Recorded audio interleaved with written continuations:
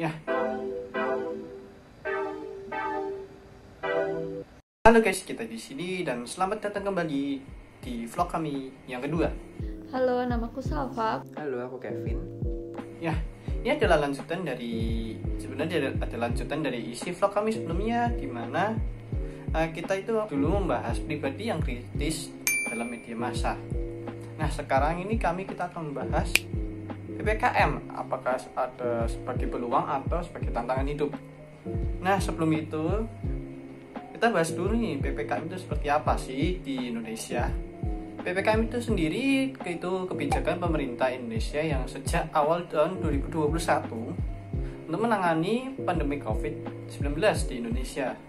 Nah, sebelum pelaksanaan PPKM itu, pemerintah telah melaksanakan pembatasan sosial berskala besar, yaitu PSBB, yang berlangsung di sejumlah wilayah di Indonesia. Nah, PPKM itu berlangsung di beberapa wilayah yang menjadi titik penyebaran infeksi COVID-19, yakni di Pulau Jawa dan Pulau Bali.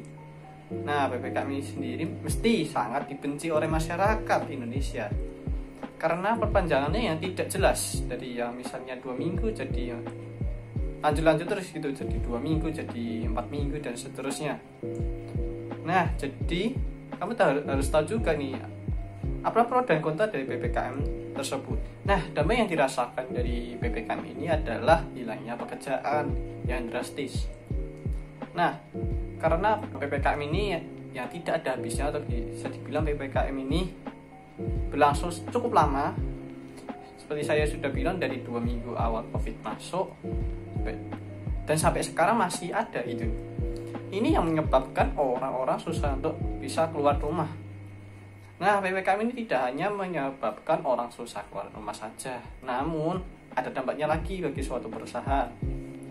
Ini sebagai tantangan bagi sebuah perusahaan sih. Contohnya, modal di sebuah perusahaan ini menjadi kurang efisien dikarenakan PPKM. Terus ada kurang masuknya uang yang kurang terkendali dan lain sebagainya. Nah, tapi kita bisa mencari peluang bahwa edtech di Indonesia itu sudah semakin maju.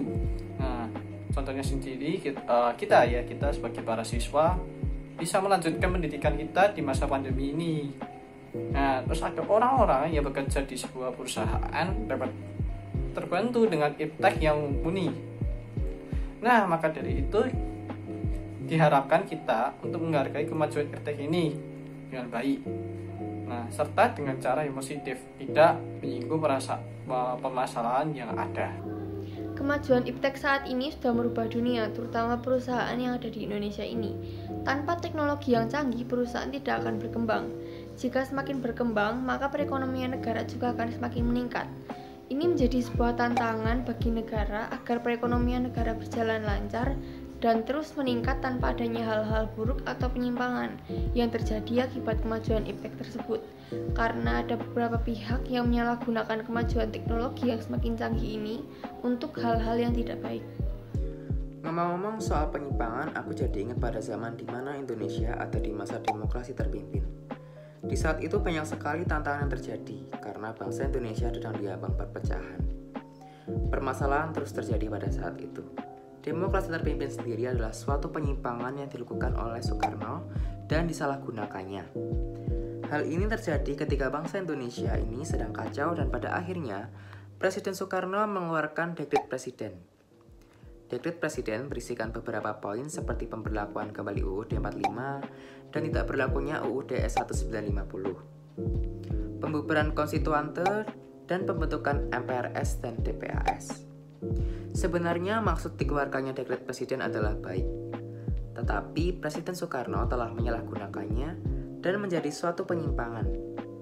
Contohnya penyimpangan di bidang perekonomian pada saat demokrasi terpimpin yang mengakibatkan perekonomian bangsa Indonesia menjadi masa yang paling buruk dalam sejarah.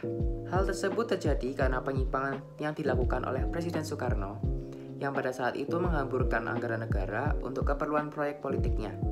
Dan masalah telah dihadapi saat itu seperti ekspor dan investasi merosot, menipisnya cadangan devisa, kemudian inflasi mencapai ratusan persen, dan harga kebutuhan pokok mahal. Kemudian pada saat itu perekonomian negara belum optimal Dikarenakan Indonesia baru saja memperoleh kemerdekaan. Negara mengeluarkan banyak anggaran. Banyak sekali tantangan yang dihadapkan negara pada saat itu.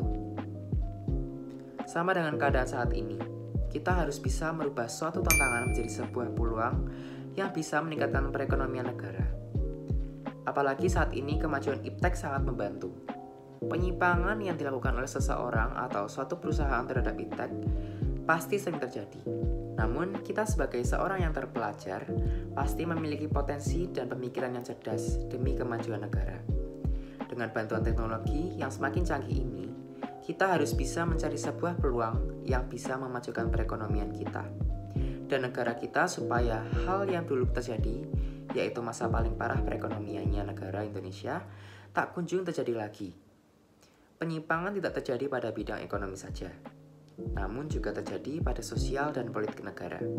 Pada saat itu, Soekarno membubarkan DPR hasil dari pemilu tahun 1955. Presiden Soekarno memihak Blok Timur dan ia membentuk Poros Jakarta.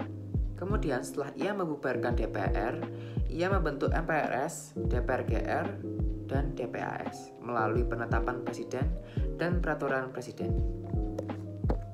Oh iya, ada juga nih berbagai pengaruh yang dibawa dari kemajuan iptek. Pengaruhnya juga sama dengan bidang penyimpangan yang terjadi pada saat demokrasi terpimpin saat itu. Pengaruhnya pada bidang ekonomi seperti terjadinya pengangguran bagi para tenaga kerja yang tidak memenuhi kualifikasi yang sesuai dengan apa yang dibutuhkan. Sifat konsumtif sebagai kompetisi yang ketat pada saat era globalisasi akan juga melahirkan generasi yang secara moral mengalami kemerosotan seperti konsumtif boros dan memiliki jalan pintas yang bermental instan. Penipuan online yang merugikan banyak pihak dan munculnya perjudian online. Pada bidang politik yaitu timbulnya fanatisme rasial, etnis, dan agama dalam forum dan organisasi.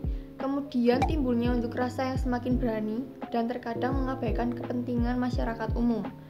Dan adanya konspirasi internasional yaitu pertentangan kekuasaan dan percaturan politik. Pengaruh yang dibawa tidak hanya pengaruh negatif saja, tetapi ada juga pengaruh positifnya, dan itu bisa kita jadikan peluang untuk memajukan negara kita. Yang pertama, persaingan dalam dunia kerja, sehingga selalu menuntut para pekerja untuk menambah skill dan pengetahuan yang mereka punya.